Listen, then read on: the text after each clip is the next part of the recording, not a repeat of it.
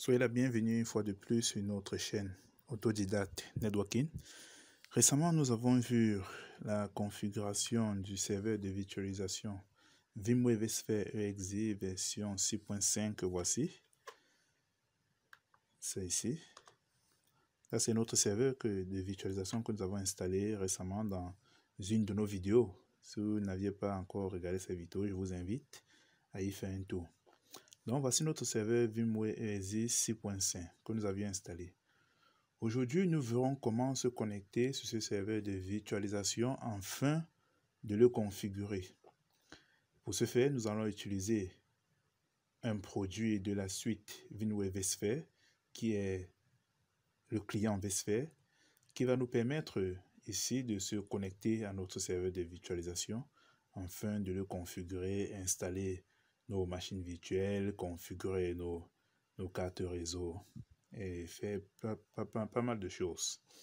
Ok, sans toutefois tarder, nous allons pour ce laps, pour ce cours bien précis, nous allons expérimenter sur un serveur de virtualisation, sur une machine de virtualisation Windows 7 que voici, sur lequel nous allons installer notre client vSphere.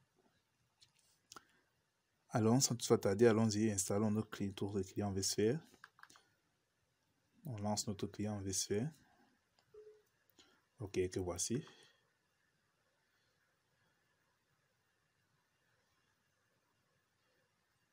Ça se charge, ça se charge. Ok, le temps que ça se charge, nous allons dire que vSphere, client vSphere, comme nous le disons tantôt, est un produit de la suite VMware vSphere, qui est constitué de EXE, qui est constitué de vCenter, qui est constitué de client vSphere et bien d'autres.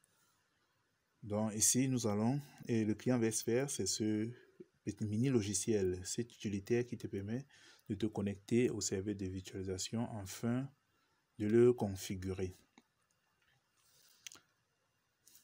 Ok, pour écouter notre vidéo, l'installation c'est sur une machine Windows, donc c'est Windows suivant. Nous n'allons pas le faire puisque nous avons déjà installé ici, que voici, c'est son installation. Donc c'est suivant. Nous allons annuler. C'est pas compliqué. On va annuler.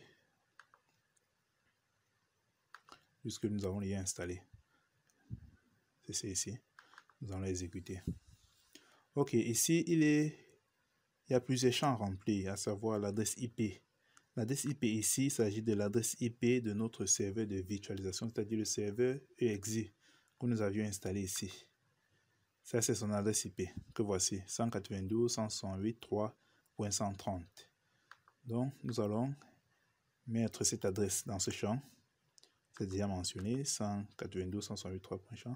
Nous allons mettre les identifiants pour pouvoir se connecter à notre serveur. Dans la première vidéo, nous avons créé ces identifiants lorsque nous l'installions. Après avoir mis les identifiants, on valide sur connexion.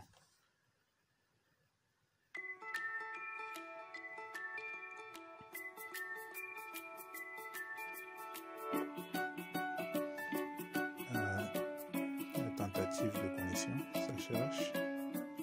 Nous allons patienter un peu. Ok.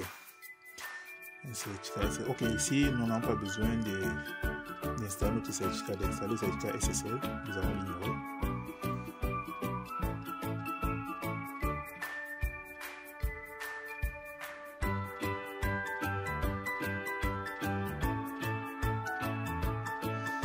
Ok.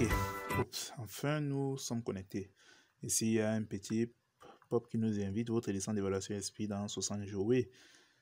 Quand vous téléchargez le serveur, ou vous téléchargez sur le site de VMware, le serveur VMware EXE, c'est utilisable pendant 3 mois, c'est-à-dire pendant 2 mois, pendant 2 mois, 60 jours. Et vous avez droit à toutes les fonctionnalités. Mais après 60 jours, toutes les fonctionnalités vont disparaître. Donc là, nous sommes connectés à notre serveur de virtualisation. Et là, nous avons un petit résumé de ce que c'est qu'un hôte. On peut lire. Voici notre serveur. Il y a des champs, ça c'est le résumé. Ici, on peut voir le CPU 126 MHz, l'utilisation de la mémoire, la data store, c'est-à-dire le disque dur. Ici, fabricant VMware fait faire 2 CPU. Et dans notre cas, le type de processeur Intel et bien d'autres. Nous avons des machines ici, on n'a pas de machine virtuelle installée. Dans les prochaines vidéos, nous verrons à quoi c'est ces différents champs. Ici c'est ici qu'on crée les différents utilisateurs. On aura l'occasion de voir comment on le fait.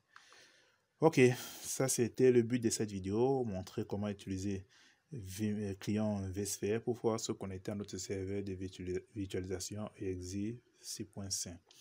Ok, merci, nous vous remercions. À la prochaine, restez connectés. Merci.